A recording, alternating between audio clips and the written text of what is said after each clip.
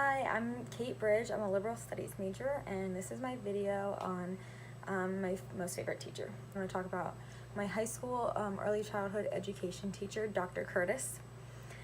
She stands out to me the most when I think of all my past teachers because she had a great personality and she was caring, and her class was always something to look forward to. To start, I'm going to talk about her personality and interaction with her students. She was very involved with all of her students. She was always the teacher I would go to if I was having a bad day or we just needed a mental health break. She would always sit there and listen to us for whatever we needed. Some occasions she would tell us about her life too, which made us feel more connected to her as a person rather than just like our teacher. Some days she would bring in her kids too, which we all loved. If you or someone else didn't have lunch or money to buy lunch that day, she would always give us like snacks from her desk drawer, or she would like lend us a few dollars so that we could go and get lunch. Overall, she was really good at getting personal with all of her students. She was definitely a teacher that we could rely on. Next, I'm going to talk about how she always made the classroom feel comfortable and safe.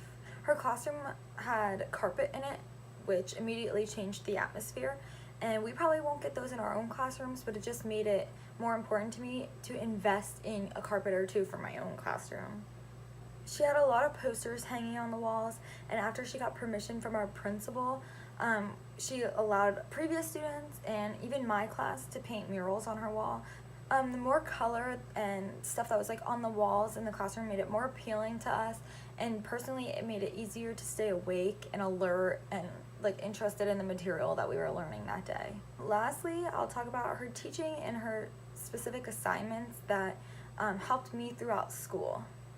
Dr. Curtis realized that every student learns differently. For every assignment, she incorporated kinesthetic learning, auditory learning, and visual learning parts of the assignments. So every assignment would have activities to go along with it, videos to go along with it, notes that she would write on the board and we would have to copy down on our own paper.